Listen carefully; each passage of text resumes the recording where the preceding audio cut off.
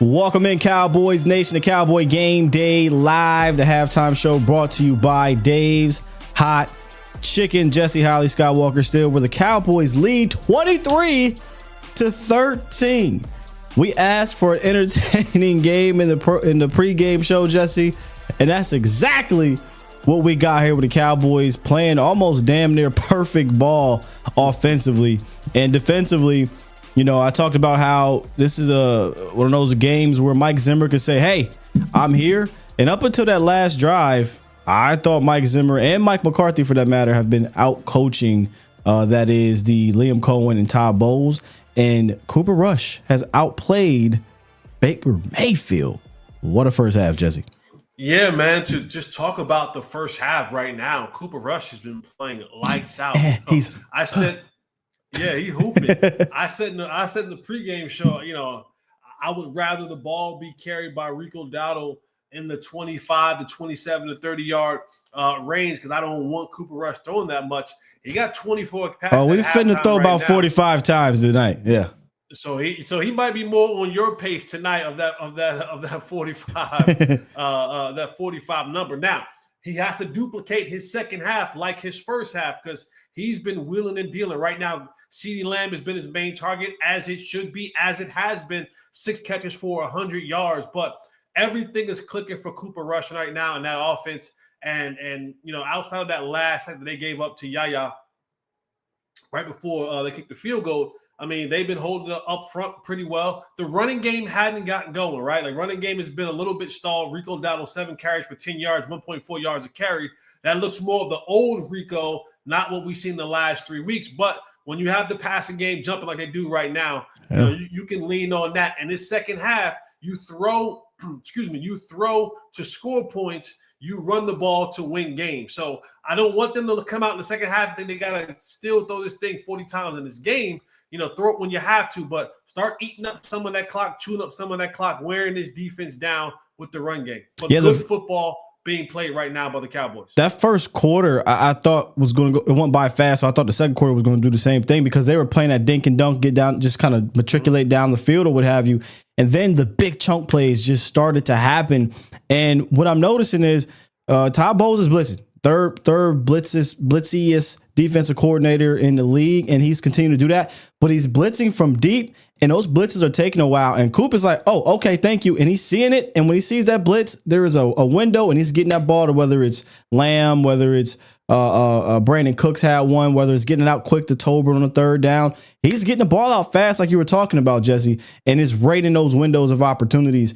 And just straight up, I think Mike is out coaching Todd Bowles, and I think Cooper Rush is seeing it really well early and just getting the ball out really fast and in position for his playmakers to make plays. I like how earlier you talked about we're going to see some over routes.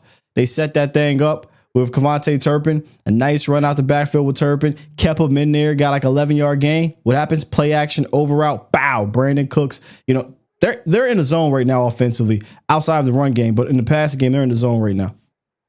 No, and you know, and I even tweeted and I said, you know, very few times do we see Mike McCarthy set up plays, and that's tell what a he story. did on that play. He had the really good run by Turpin up the middle, and then came right back with it, same look, boom, play action, got the deep over. So you know, Mike is in his bag, and I think this is what this. If there is anything that gets me super upset about Mike McCarthy, is we see these hints of him getting in the bag. We see him have moments where he is setting plays up from one play to the next to have success. We see these things, but then, and I'm knocking on wood, we'll have a first half of a guy who gets in his bag, and then the second half we'll have a Where's guy he at? Yeah. who jumps out of the bag. And so for me, it's that is the inconsistency that's upset me with Michael from Pittsburgh. But right now, he's called a great half. Cooper Rush has executed a great half. The receivers are running good routes. The ball is being spread around. You know, Ferg got 4 catches. Cooks got 3 catches. Tolbert got 2 catches. They even gave Zeke a here, man, damn touchdown carry and the goal line to kind of say, I know we've been giving you carries to Hunter Lipke and we're giving you carries to Turpin, but here, man, damn, go in there and get this touchdown for yourself right quick. Merry Christmas to you too as well. I know this was the best half of football I've seen Cooper Rush play.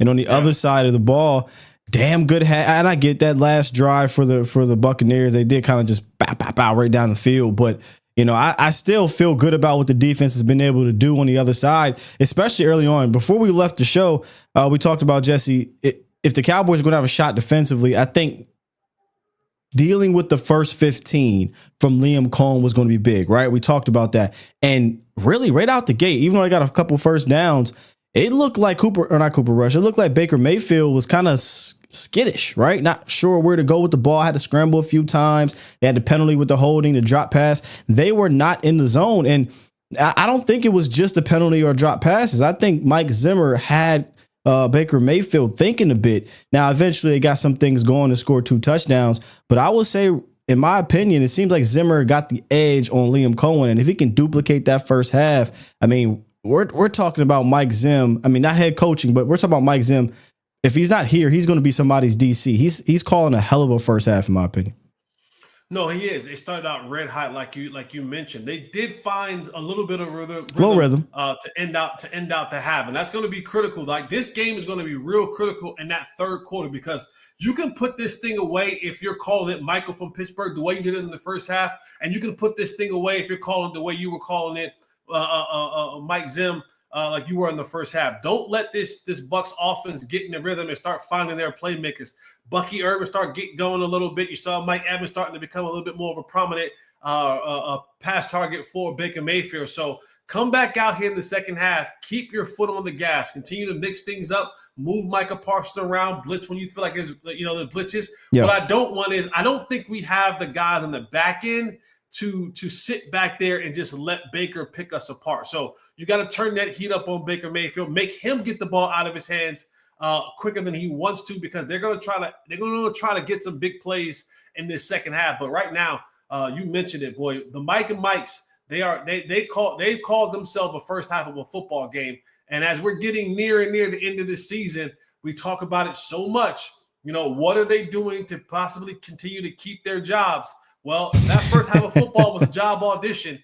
They damn sure are doing a good job with that. They kept talking about that. Did you hear that on the broadcast? And we finally get a chance to listen to the broadcast, because when we're out at campus, we can't hear it. But they kept talking about that, playing for Mike and playing for, or showing something to Jerry and whatnot.